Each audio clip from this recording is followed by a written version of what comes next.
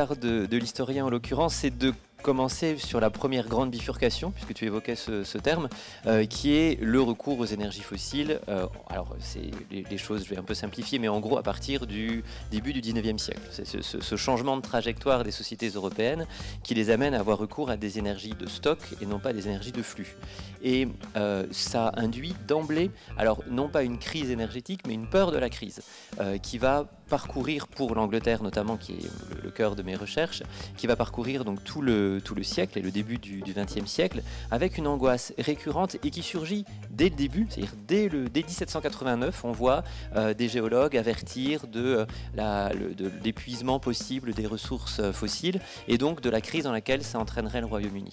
Donc on a d'emblée cette inquiétude qui est très clairement liée encore une fois à cette conscience qu'on a qu'on s'appuie sur une manne énergétique fabuleuse qui suscite un imaginaire de puissance et permet de transformer le monde, mais on sait aussi d'emblée que cette ressource donc est limitée.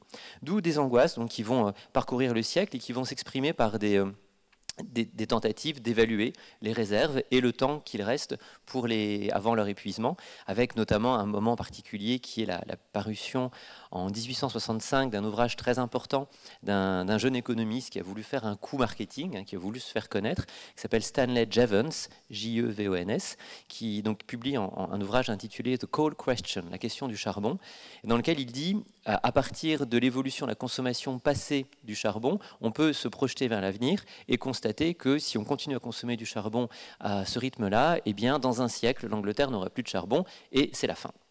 D'où inquiétude, débat au niveau national jusqu'au Parlement et beaucoup de questionnements du coup sur qu'est-ce qu'on fait. Est-ce qu'on accepte l'existence de cette crise à venir? Et certains disent oui. De toute façon, il n'y a pas le choix. Donc le mieux qu'on puisse faire, c'est au moins de léguer aux générations futures un budget stabilisé et un pays non endetté. C'est intéressant aussi quand on réfléchit un peu à notre situation aujourd'hui. Donc certains hommes politiques disent ben voilà, au moins épurons la dette et puis ben, les générations futures elles feront ce qu'elles pourront avec la crise énergétique qui s'annonce. Et d'autres envisagent déjà, sans utiliser ces mots, des transitions.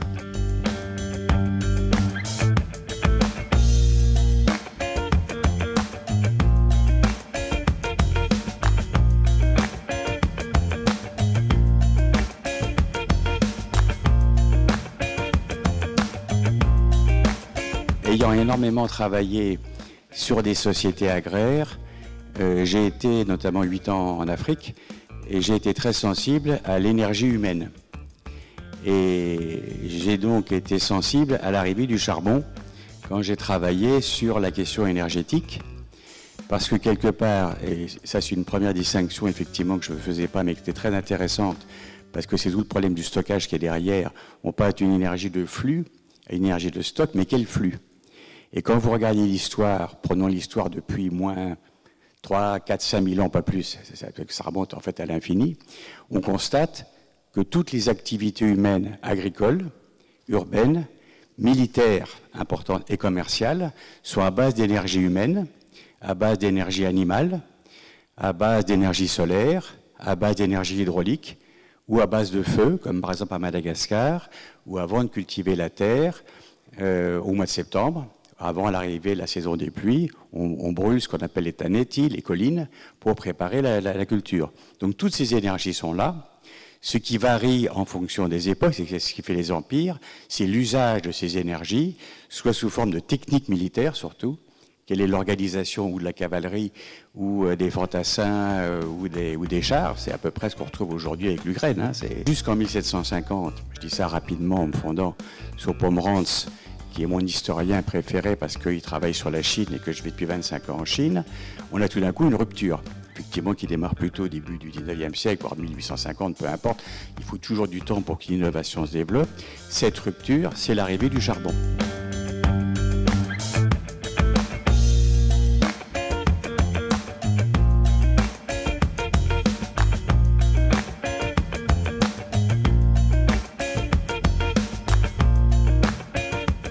La crise, donc c'est un moment où on ne sait plus quoi faire et surtout, et c'est quelque chose qui est important et on y reviendra par la suite dans la table ronde, c'est un moment de suspension du temps. C'est-à-dire que c'est un moment où le futur et le passé n'ont plus de présence et on n'arrive plus à se projeter et on ne sait pas ce qu'on peut tirer du passé. Donc c'est vraiment ces moments de suspension de l'appréhension qui font que toute prise de décision est compliquée parce qu'on a l'impression qu'il n'y a plus de futur. Et on est bien, je pense, dans ce moment-là actuellement. La deuxième chose, c'est la question des transitions. On n'est pas à notre première transition, je pense que c'est quand même quelque chose qui est important à se rappeler. On a déjà l'expérience d'avoir passé des transitions énergétiques. Et par ailleurs, crise de la transition, la crise de la transition, elle se pose finalement pas tant dans notre capacité et les savoir-faire que l'on a à passer d'une source d'énergie à une autre, puisque là on est sur une transition en fait de l'électrique à l'électrique. On est en train de passer d'une forme d'énergie qu'on maîtrise déjà, mais qu'il faut arriver à produire différemment et en plus grande quantité. Donc il y a cette première question, donc il y a cette question technique, mais derrière il y a surtout la question sociale. Dans cette transition, pour la première fois, alors qu'on était sur des usages expansionnistes de l'énergie, on se pose la question de comment est-ce qu'on pourrait consommer différemment cette énergie et la consommer moins.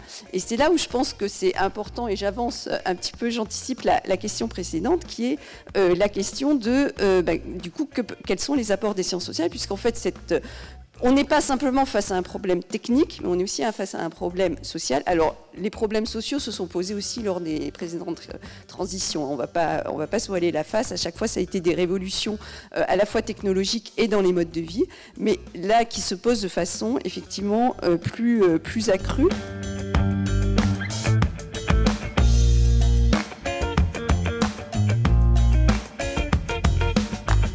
Les sciences sociales sont très souvent appelées à la rescousse quand justement ça ne fonctionne pas. Quand ça ne fonctionne pas, là subitement on se dit « Ah mais au fait, on a tout essayé, donc on va appeler les sciences sociales » et puis eux vont dire aux gens comment il faut faire. En fait, ce n'est pas du tout comme ça que ça fonctionne. Nous, on ne peut rien impulser. Ce qu'on peut essayer de comprendre, c'est pourquoi dans un système socio-technique existant, la nouveauté va être soit compréhensible et les personnes vont pouvoir s'en saisir. Il y a des tas de nouveautés qui ont fait l'unanimité. Je pense à la machine à laver le linge dont les femmes se sont emparées dès qu'elles ont pu, qui répondaient à un réel besoin. Et puis il y a d'autres technologies qui vont arriver dans des espaces où cela va transformer de façon trop importante des modes de faire et des modes d'exister, que ce soit d'ailleurs sur les pratiques habitantes, mais aussi en entreprise, on le voit aussi. Et donc du coup, les sciences sociales sont invitées, donc ont cette capacité à pouvoir, c'est ce que disait Jean-Philippe, faire ce pas de côté pour commencer à réfléchir à dans quel monde technique on vit et comment font les individus pour vivre dans ce monde technique. Et à partir de là, pour essayer de comprendre, effectivement, qu'est-ce qu'une innovation va pouvoir créer et surtout, est-ce que cette innovation s'inscrit finalement, je parlais de la question des futurs, s'inscrit dans des futurs désirés, désirables. Et si ce ne sont pas des futurs désirés, désirables, qu'est-ce qui pourrait les rendre désirés et désirables ? Ce qu'apportent les sciences humaines, oui, c'est un mode de raisonnement où à chaque fois, quand on a un événement déclencheur, donc plutôt de se dire « je vais prévoir l'avenir », j'essaye d'apprendre à observer, c'est un apport en plus de la prévision de l'avenir. Nous, ce qu'on amène, c'est on est dans l'instant. Le futur, c'est exactement comme un monde indigène, exotique, comme moi je travaillais au Congo. Je travaillais sur la sorcellerie ou la parenté, j'y connaissais rien. Quand je travaille aujourd'hui pour une usine ou une entreprise, j'y connais rien dans leur métier. Quand je travaille pour une collectivité locale, j'ai bossé pour les MFR, les maisons familiales rurales, j'y connaissais rien. Et je vais découvrir, je vais faire apparaître des choses. Certaines sont connues déjà des acteurs, des gens qui sont dedans, d'autres ne sont pas connues. Et je vais faire émerger comment ça fonctionne. Et comment ça fonctionne avec des contraintes. Ça, on va garder pour après. Pour moi, la partie la plus opérationnelle, on fait du teasing, on apprend à faire ça aussi. La partie la plus opérationnelle, comment on peut utiliser les sciences humaines, c'est l'analyse des contraintes qui vont nous expliquer pourquoi il y a un écart entre les représentations, les idées, les intentions, les objectifs politiques et la réalisation. Tu évoquais la capacité des sciences humaines et sociales à se faire entendre. Et ce qui est difficile parfois, c'est de se faire entendre parce qu'on est face à nous, on a face à nous des gens qui sont persuadés que les solutions sont uniquement techniques, liées au progrès. Et je le vois même dans mon entourage, quand je parle à mes amis de problèmes énergétiques, c'est mais de toute façon, il y aura l'hydrogène, il y aura je ne sais pas quoi, et on va s'en sortir. Et il est très difficile de faire entendre ce que disait Nathalie, ce que disait Dominique aussi, c'est que une transition, s'il y en a une, elle va se jouer du côté de l'offre et du côté de la demande. C'est-à-dire qu'il faut que les consommateurs se saisissent des nouvelles technologies. Il faut qu'ils acceptent aussi probablement, dans le cas actuel, de changer leur mode de vie. Et donc il y a des enjeux de pouvoir, des enjeux sociaux, que du coup on est seul à même de pouvoir mettre à jour en tant qu'historien, en tant que sociologue, anthropologue. S'il y avait une panne d'un mois électrique, qu'est-ce qui se passerait dans notre société? Ça existe déjà en Afrique du Sud. Hein. Ils ont des pénuries très très régulièrement et qui sont longues. Là, on verrait la contrainte qui nous obligerait à changer de système, non pas simplement énergétique, mais de système de consommation. Et tant qu'on n'aura pas changé le système de consommation, c'est exactement ce que je disais tout à l'heure, c'est-à-dire, il ne suffit pas de changer l'énergie, il ne suffit pas d'avoir une nouvelle technologie, il faut le faire aussi. Il ne faut pas l'oublier non plus, il faut changer aussi le système de consommation, lequel système est tiré par l'énorme changement depuis 2000 par l'Asie et l'Asie du Sud-Est. Et si vous regardez la carte aujourd'hui de ce qu'on appelle le groupe de Shanghai, vous retrouvez à peu près ce qu'on appelle la conférence de Bandung en 1955, j'ai oublié la date exacte, ce qu'on appelait le tiers-monde, et vous avez aujourd'hui une division du monde et qui se déplace vers l'Asie et vers l'océan Pacifique. Et ça a des impacts sur nos collectivités locales, notamment à travers la monnaie ou à travers l'énergie.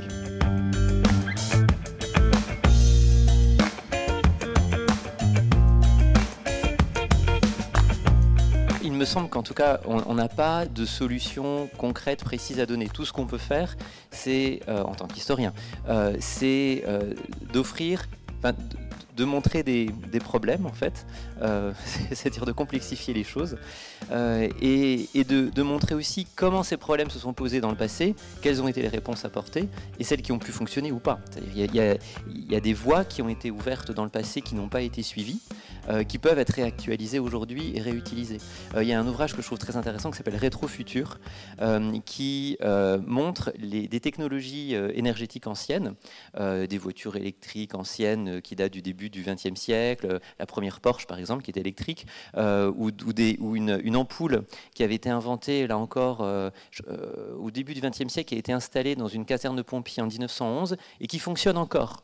C'est toujours la même ampoule, parce qu'elle est extrêmement résistante, elle a tenu plus d'un siècle, alors en baissant un petit peu. Donc cet ouvrage montre ces technologies anciennes qui n'ont pas fonctionné, pour des tas de raisons, justement, que Dominique évoquait, toutes ces contraintes, etc., mais qui peuvent être réactualisées aujourd'hui, en quelque sorte, ou offrir des voies. Donc il y a cette dimension-là qui peut être intéressante. L'un des gros reproches qui est fait aux sciences sociales, et en particulier aux méthodes qualitatives, c'est de vous dire, et là je vous cite dans le texte ce qui m'avait été renvoyé une fois, mais vous, avec vos 50 entretiens, vous prétendez expliquer le monde. Alors, on ne prétend jamais expliquer le monde, premièrement. Et d'autre part, effectivement, oui, avec 50 entretiens, si 50 entretiens sont très bien faits, on peut arriver à dire énormément de choses et à avoir, du coup, une perception très fine et sans doute décalée par rapport à certains attendus de certaines choses qui se passent. Ce n'est pas parce qu'on n'a pas du chiffre que ce que l'on dit n'a pas de valeur. Ça, c'est important. Je pense que c'est une question de respect et de compréhension, en fait, qu'il y a d'autres façons de produire de la connaissance que simplement avec du chiffre. Les décideurs sont parfaitement rodés aux analyses sociologiques sans le savoir, mais en même temps, ils sont soumis à des fortes contraintes et ils sont soumis aussi à autre chose. Je ne sais pas toujours comment l'expliquer, mais un mode de raisonnement en termes statistiques. Ça a été évoqué par Nathalie, c'est-à-dire tout se passe comme si, s'il n'y avait pas de chiffres, ce n'était pas objectif et on ne pouvait pas décider. Derrière, il y a une question vraie qui est, si je n'ai pas de chiffres à donner aux personnes qui sont contre le projet, comment je vais argumenter?